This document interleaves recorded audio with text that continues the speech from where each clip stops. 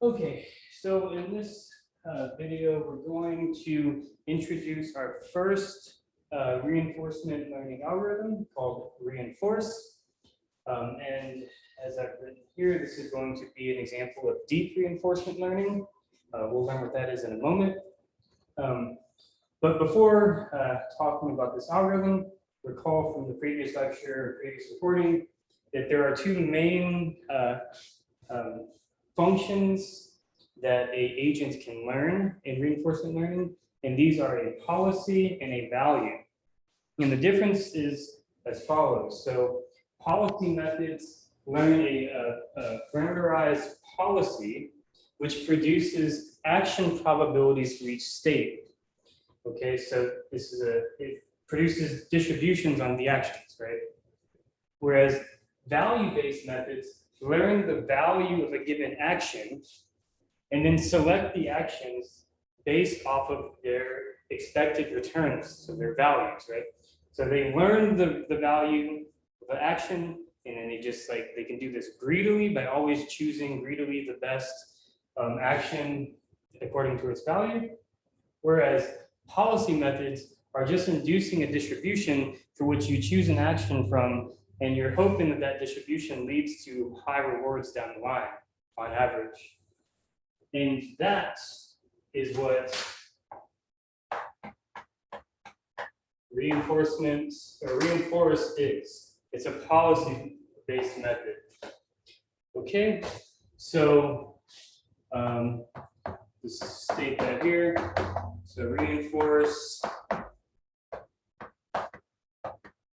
is a policy method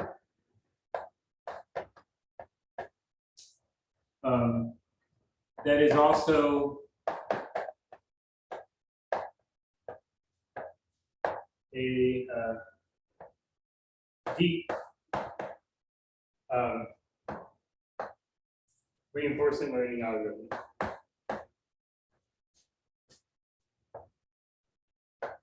And we'll get into the details in a moment. Okay. This algorithm was invented in 1992. So it's due to Ronald Williams.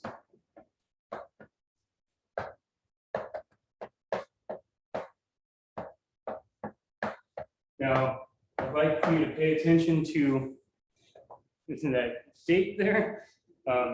Unlike our machine learning course, many of the algorithms that we're going to encounter in these lectures are going to be relatively recent. Right? Like I was alive and could talk when this was invented. So to me, that means that that is a young algorithm. Okay, so, and since it's a policy-based method, it learns a parameterized policy, and that's what it's going to do. It's going to find a optimal policy. So what is the key idea behind this algorithm before we actually mention it? So I think I wrote too much, but whatever, I'll write it down. So during learning, so all the, again, with respect to an agent, we have an agent that's learning in some environment here. So during learning, actions that resulted in desired or good outcomes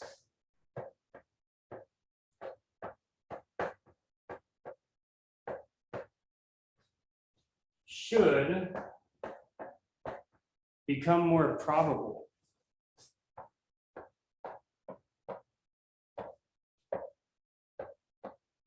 So this is where the stochastic nature, the non-deterministic nature of policy methods is really emphasized. Should become more probable, not should be chosen exactly, more likely. Okay. So in other words, these actions are positively reinforced.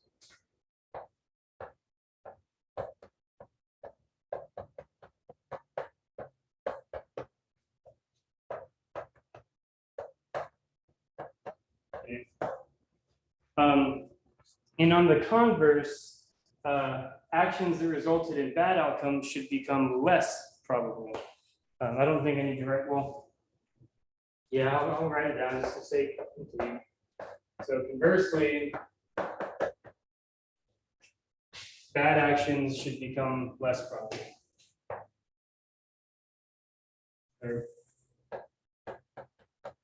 Or actions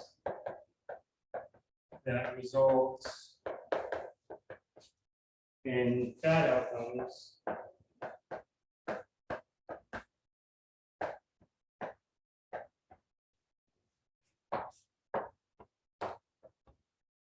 should become less probable.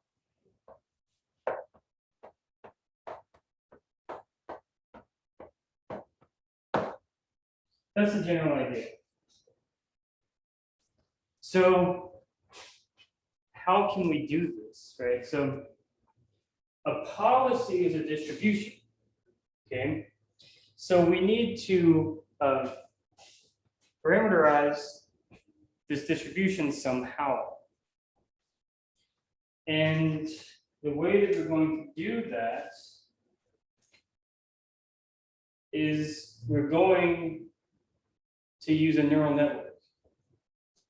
So in inducing a distribution, we're really seeking a function. We need an approximate function that takes in a state and feeds out a distribution of possible outcomes, probabilities of choices for actions. It's almost like classification in a sense, right? And neural networks are perfect for this. Neural networks are the most optimal function approximating techniques that we have, right? In machine learning, when we did the multi-layer perceptron, we saw that we're able to learn a function to distinguish between handwritten digits, right? So what we should be able to do is learn a set of weights that maps input to probabilities that are desirable. That's the idea behind using these neural nets. And that's why this is considered a deep reinforcement learning algorithm, because we are going to use neural nets. Okay, so just recall last time what a policy is in terms of a function. So recall policy pi is a function mapping states to an action. Okay.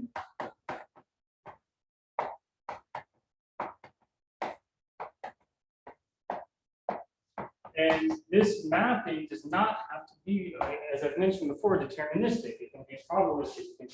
You can choose the action from a state of probabilities. Okay? So you can sample the action.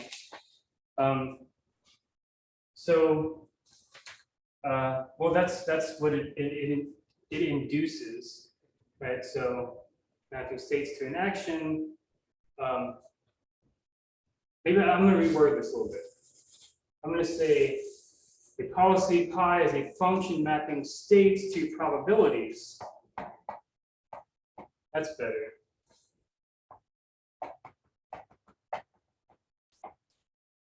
And these probabilities are used to sample an action. Okay.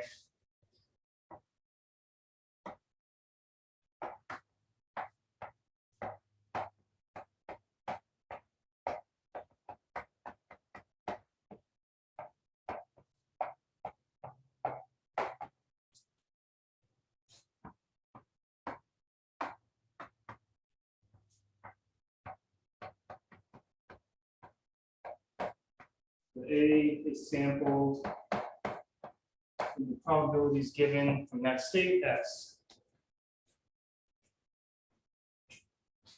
Okay. So we're going to represent this policy with the neural network.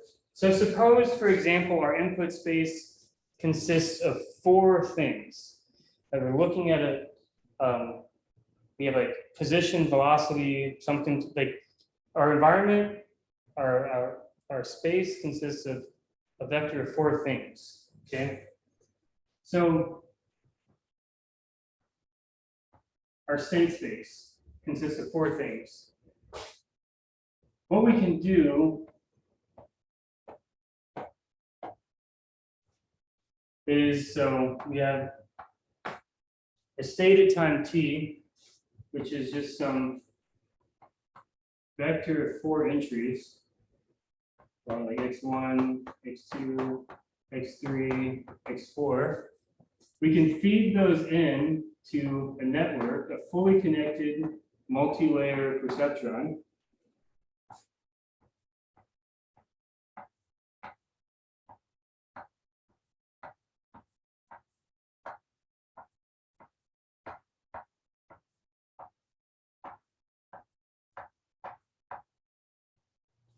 We have a bunch of weights here, right?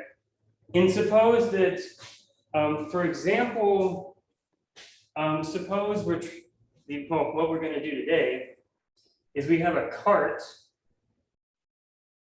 and it has like a pole. And the pole can swing like this. It's attached to the middle of the cart. The pole starts falling that way. We can push left, we can push right. So our action space is either left or right. And our input space is velocity, angle of the pole, in position, and one other measure. I forget what we get with it. But there's 4 things, right? So for each state of this pole, which goes like that, we want to balance it. So we can move the cart left to right. Those are our actions. Our state space is given by velocity, position, things like this. Angle of the thing. Oh, and angular velocity of the pole. So if we have 2 possible actions,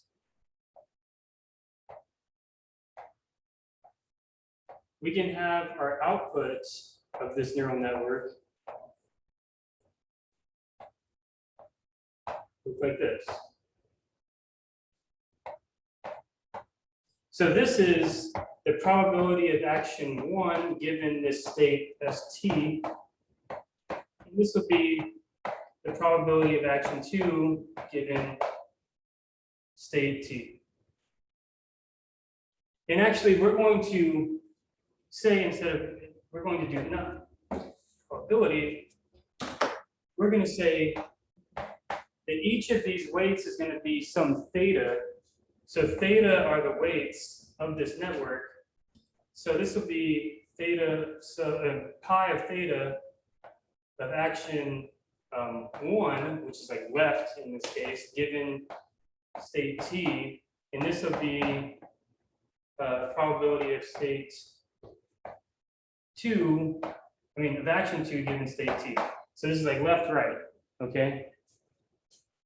So what building the weights up, and we can do this with like softmax or various different ways to output probabilities. And in doing so, we pass a state in, we have a bunch of weights, it spits out probability of A1 given ST, probability of A2 given ST, and then we sample from that probability distribution one of those actions. It's not guaranteed that we take the maximum, we sample. Right, so if this is much higher than this, yeah, we're going to pick that A1, or left in this case, I guess, more, but we still have the possibility of sometimes picking right. Again, this is because it's not deterministic, we're sampling from this distribution, which is induced by the weights in this network. Okay.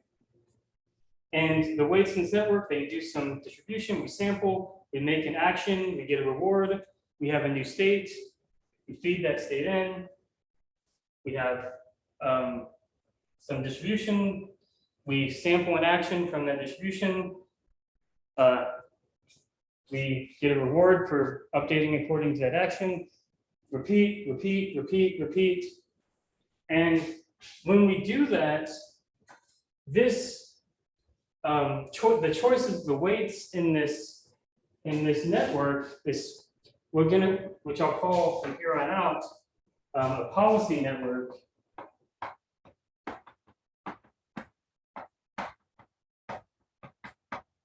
So a policy network, the choice of weights in here is going to produce many different trajectories. Recall a trajectory is a sequence of events or experiences, I'm sorry, sequence of experiences, a sequence of those triples, state, action, reward, state, action, reward, state, action, reward. The weights on this policy network, they're going to introduce distributions, a distribution where the choice of the actions are going to give us possibly different trajectories. So once we have this, we have possible trajectories, right? So like state 0, action 0, reward 0, to our terminal state, state T, action T, reward T, which is all determined by just sampling action 1 and action 2, which are induced by this policy network. So what do we want to do, right? Our rewards, in general, for reinforcement learning, we want to maximize our rewards. And the rewards, so recall, for a given trajectory,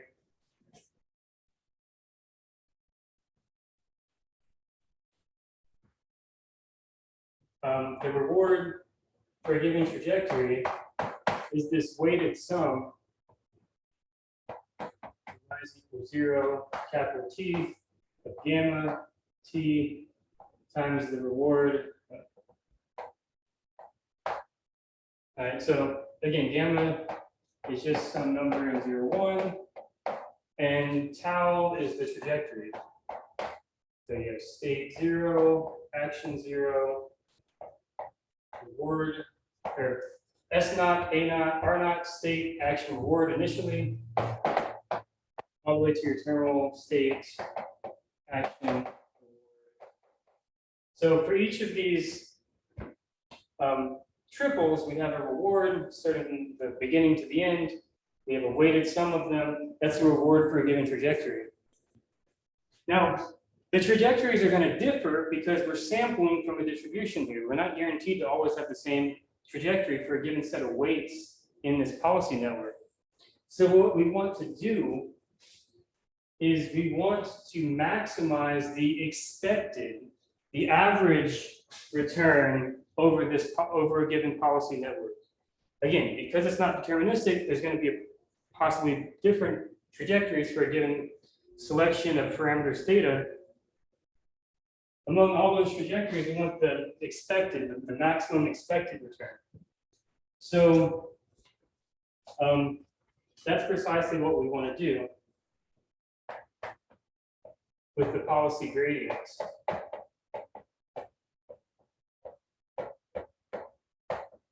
Policy gradient, we want to, well, you'll see why I'm mentioning this now. We want to maximize, according to the parameters theta, which are the weights of this policy network, the expected return. So where tau is sampled from that distribution according to the weights theta of the returns for tau. Okay, hopefully that makes sense. Each trajectory is going to have a bunch of returns. The trajectories might be different according to the probability distribution induced by theta. So there's a bunch of them. We want to maximize the expected, the average return on those trajectories. If we do that, then we're getting the most reward that we can on this distribution, and our agent is winning the best that they can. So we're almost there.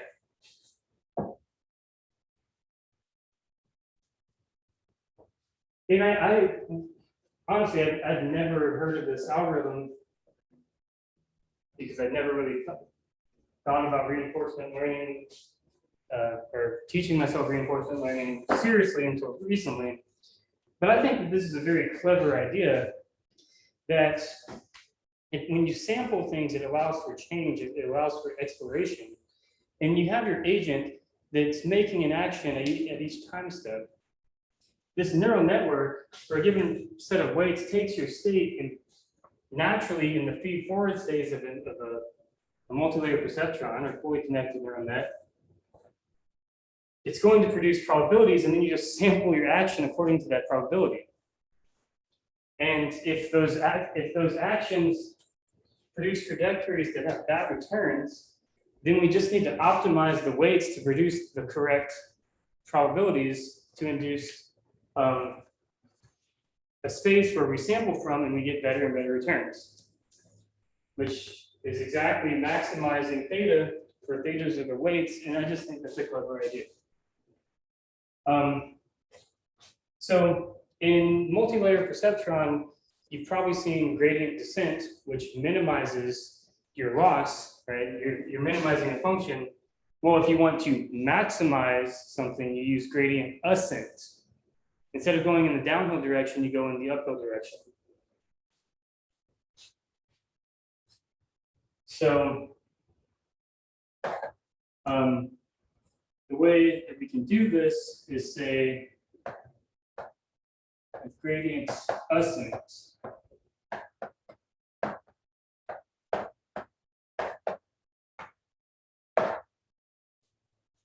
So which means we're going to say that theta is your old theta plus alpha, which is your learning rate or your step size, times the gradient with respect to the parameters theta of,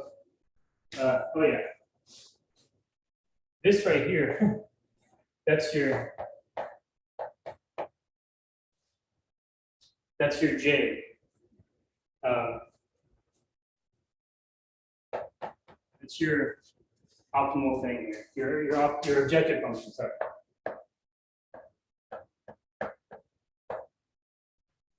So this is gradient ascent. Instead of subtracting a learning rate times the gradient, we add. Now, this is going to be a discrete function. We can't find the gradient of it for these discrete type functions, but long story short, we can derive a formula for the gradient of this expectation, and I'll make a separate short video on deriving the policy gradients. But basically, it's this. By the way, just to make sure you know that's your learning rate.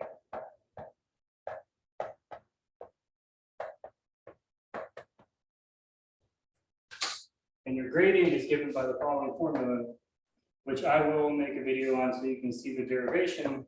But for our purposes now, we just want to get to the algorithm and implement it.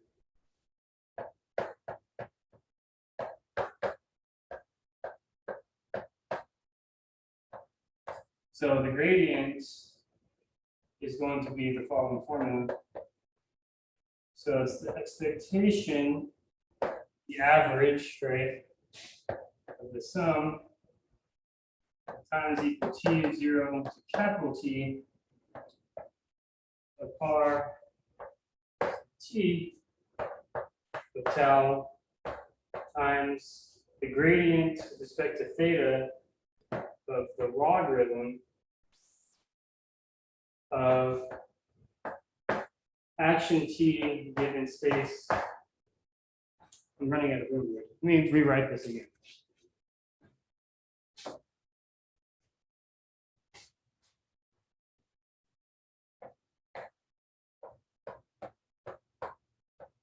Again, tau is sampled here. So t is equal to 0, capital T. I'll explain what this reward t is. This is a truncated return function. I'll explain what that is in a moment.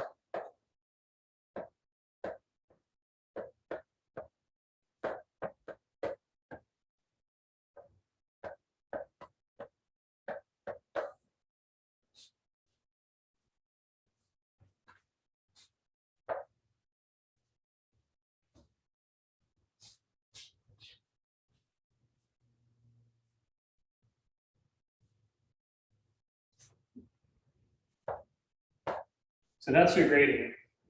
It's given by this formula.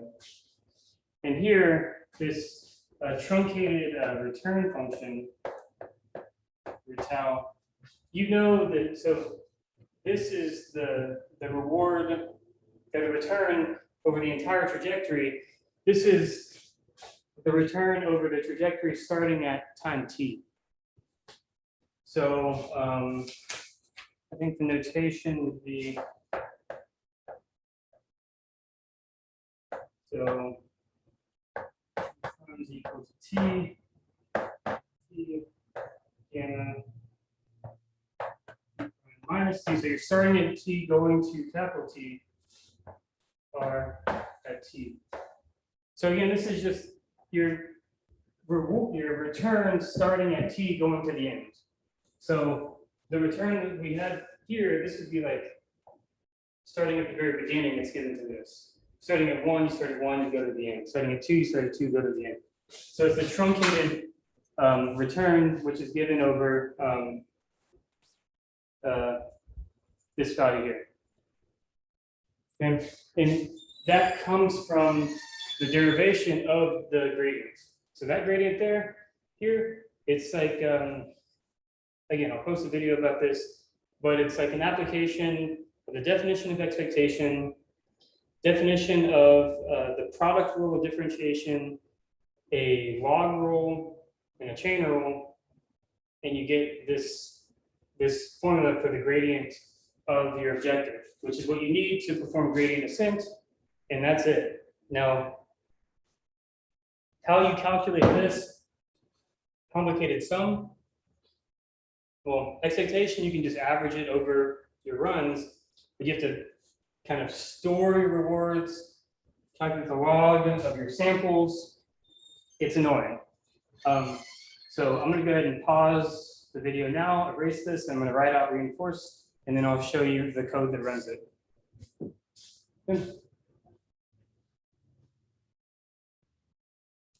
Okay, so let's go ahead and wrap up reinforce, our first deep reinforcement learning algorithm. So before I pause the video, we looked at what the gradient of the objective is. It was the expected value taken over trajectories induced by the distribution on the policy network.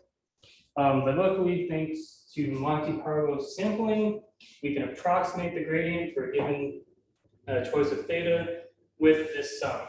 Okay, where the return t is the truncated return starting at t for a given trajectory. So we just produce a trajectory, we calculate this truncated sum here, and then we sum over those truncated sums times the gradient of log of this. And this is something that we can compute. The logarithm of that, derivative of the log, easy, right? It's the derivative of, it's derivative of the inside over the inside, in a sense. Okay, so let's look at reinforce, which is going to be, which I haven't mentioned, but it is what's known as a on-policy algorithm, which means that the policies that, so at each given episode here, we use a policy and then we get rid of it. We don't keep the prior policies in our learning. We use it only one policy at a time. So this is what is known as an on-policy algorithm. There are algorithms that keep prior policies, but that's later. Okay, so how does this work? Well, we're going to be using gradient ascent, right? So we're going to update our weights by adding the learning rate times the gradient of the objective. So we choose our learning rate, and then after that, we initialize our weights randomly for our policy network, okay? And then for each episode, we produce a trajectory, which is equivalent to given a state, pass through, feed forward the network, we get out 2 probabilities for our actions, left to right for the poll example, or however many you need. We sample from there, that gives our action, we get a new state, we repeat, do that over and over again, we get a trajectory. After we have our trajectory, we initialize our gradient to be 0, and we're going to build that up because it's a sum, we're building it up one piece at a time. So what do? We calculate first the truncated sum of returns, okay? So that's this. Then after we have that piece there, we add to our gradient, which is 0 first, we add to this the truncated sum times the derivative of log of this. Here. And we do that for each time step, however long the trajectory is, at most t, capital T, break out of that for loop, update our weights. The gradient ascent, go back, we have a new episode. We make another trajectory, do that again, do that again, do that again, updating our weights.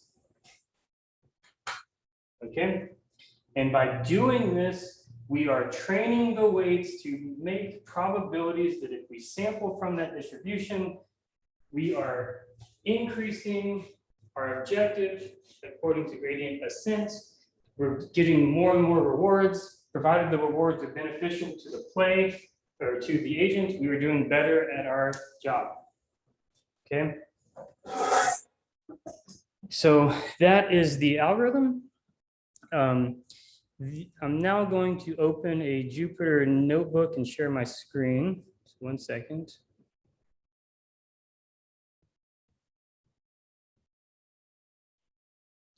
I'm looking for it, and I will. I guess you can pause the code and type it in yourself, or I guess I can put this on Blackboard. Where I find it. Oh, there it is. Okay, share screen. All right. Okay. Stop share, hold on.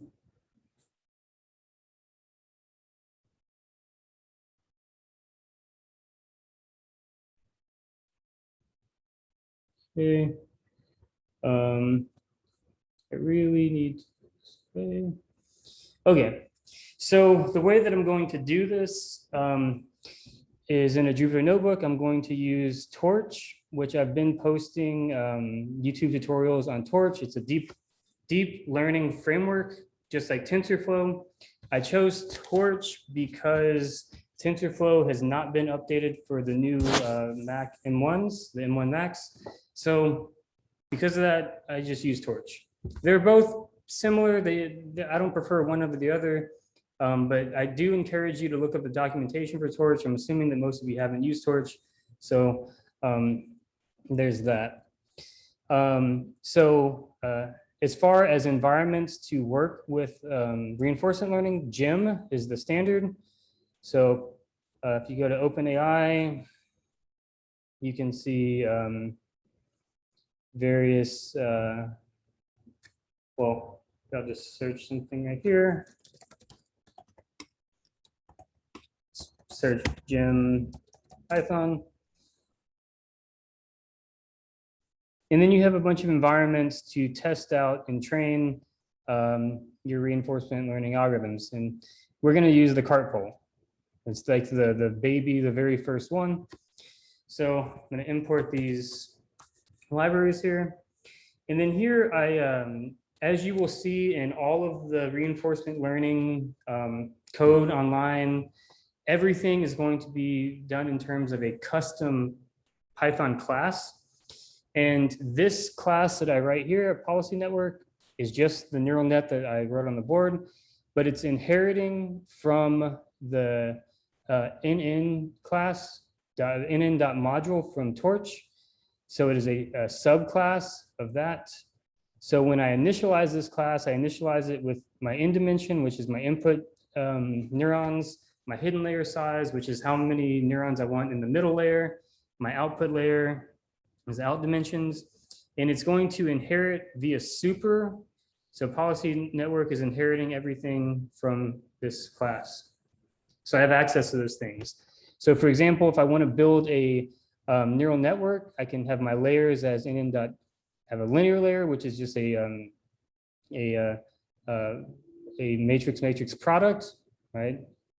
My activation function is going to be a ReLU, and then I have another linear layer after applying the ReLU.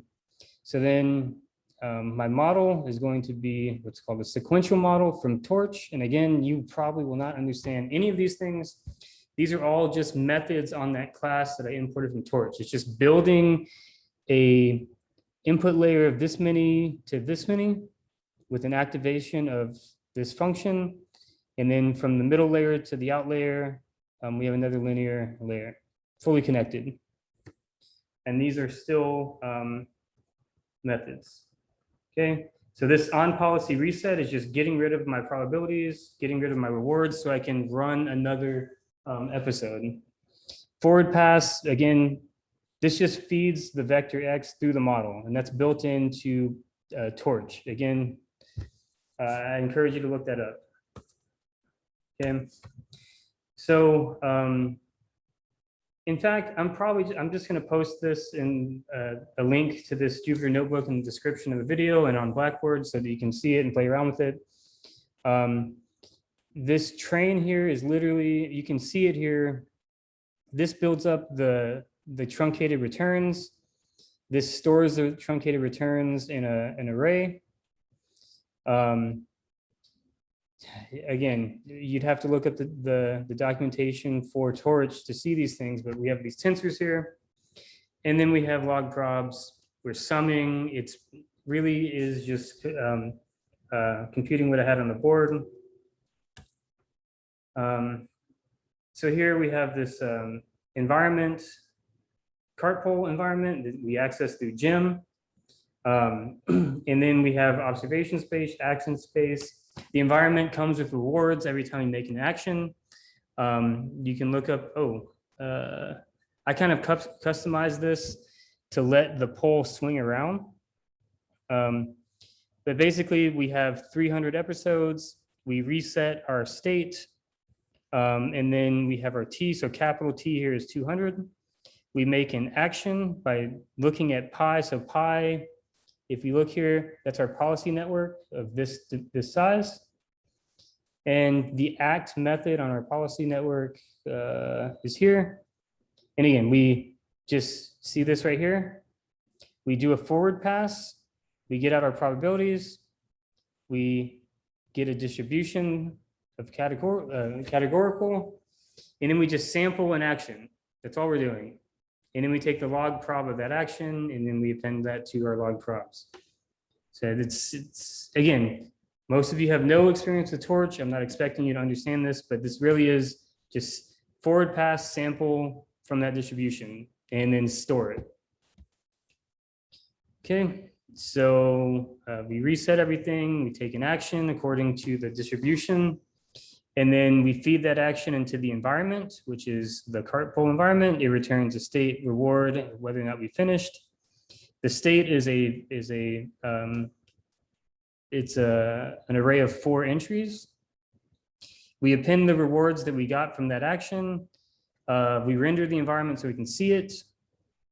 If we're done, we break out. If this is, you can ignore this and just look at, if done is true, then we break out of it. Meaning that we failed. Okay.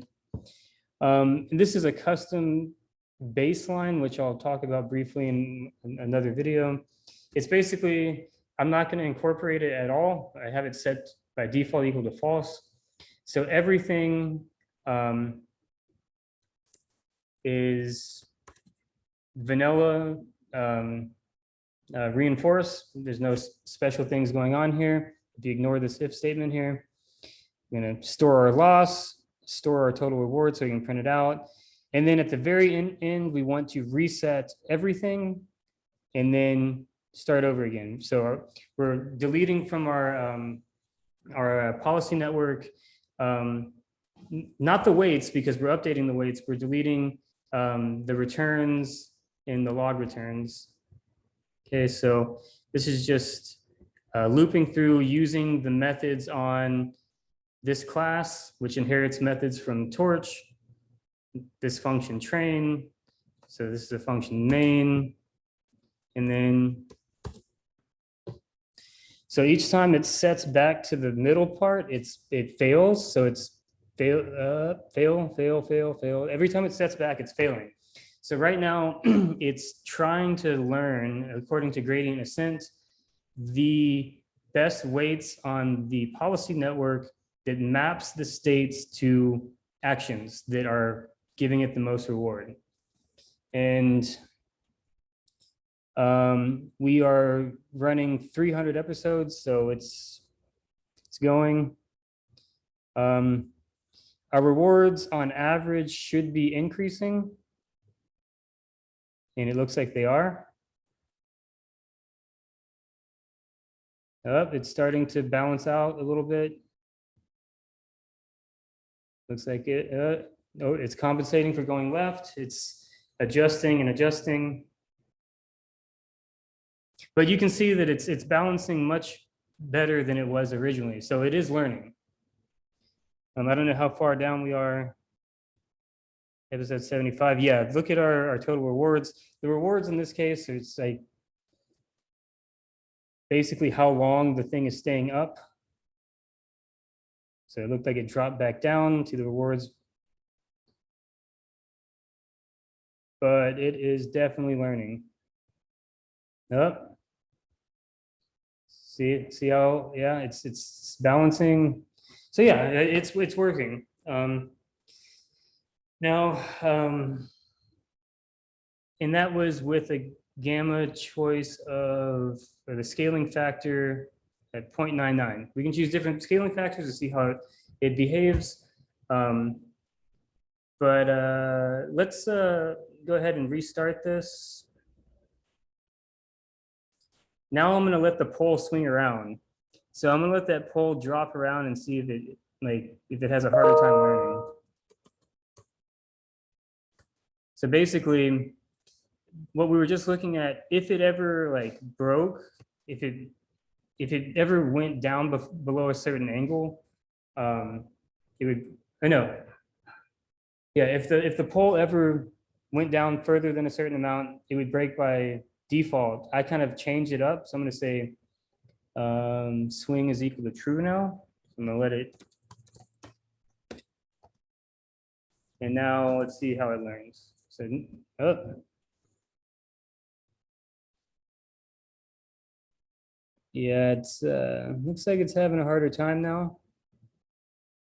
Now I really want to figure out how to make it do that. So how it's swinging around. I would love to figure out the right rewards to give it to figure out how to stay in the middle and just swing the pole around and around.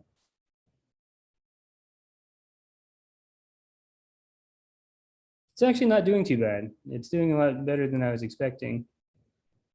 It's already got rewards averaging in these here, like in the high 40s. Yeah, it's doing pretty good. All right. So that's the algorithm. I will post the Jupyter notebook that I used to generate this in the description and in Blackboard. And also, please don't get discouraged if when you're trying to install all the dependencies for the environments for GEM. It is a pain and it can be annoying. You're going to most likely have the most luck. You're going to have the most luck on a Linux environment. So set up a virtual machine and do it then. Or if you have a Mac, you can do it as well. But it still is going to be annoying. This is not the most enjoyable thing to install. But once you have at least some of the environments installed, it becomes a little bit more fun. Okay, so that will be it for this lecture. And thank you for watching and joining me.